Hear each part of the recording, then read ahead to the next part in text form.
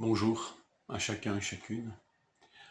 Que la paix du Seigneur à laquelle il nous a appelés et qu'il nous a acquise par Jésus puisse remplir nos cœurs en toute cette journée.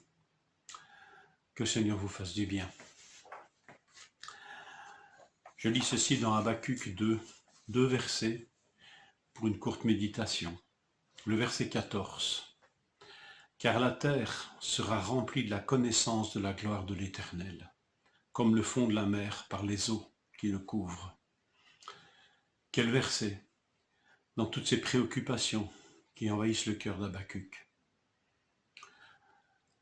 Alors nous aussi, nous pourrions, devant un amoncellement de nouvelles plutôt anxiogènes, avoir le souffle court.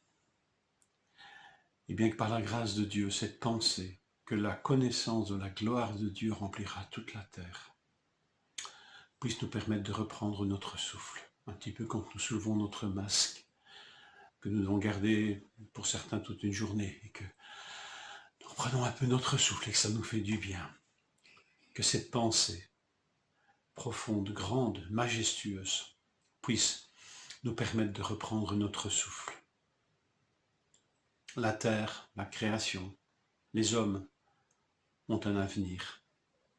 Quelle image, n'est-ce pas, majestueuse, que celle de la mer couvrant tous les fonds marins. Imaginez une parcelle de ces fonds marins qui ne soient pas couverts par les eaux, c'est impossible.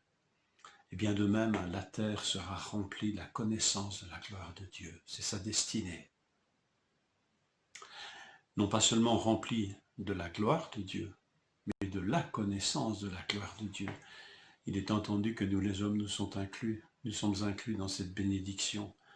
Et quand nous avons connaissance de cette gloire, quand nous reconnaissons cette gloire, je crois que l'Esprit Saint nous permet de reprendre notre souffle, un souffle presque divin.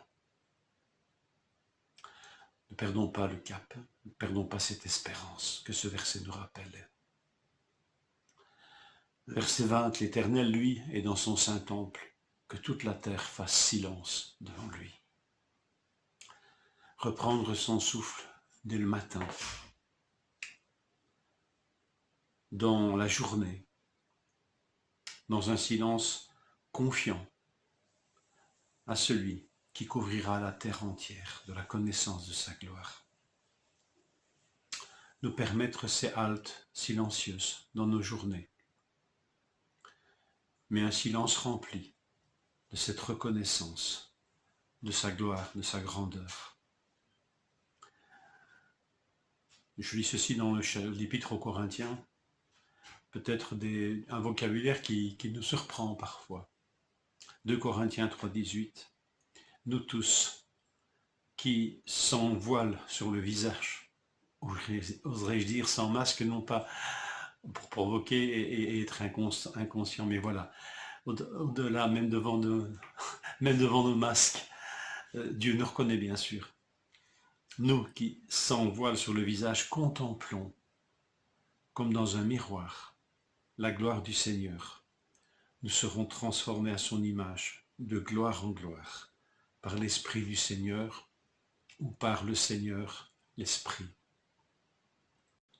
Contemplons donc, dans nos journées, dans ces haltes salutaires, silencieuses, contemplons donc la gloire du Seigneur, du Père, du Fils et de l'Esprit Saint. Dans le brouhaha de notre quotidien, ou dès le matin, avant de nous noyer dans le bruit de ce monde, faisons des haltes silencieuses et laissons-nous rafraîchir par la reconnaissance de sa gloire. Que le Seigneur vous bénisse et vous accorde sa paix.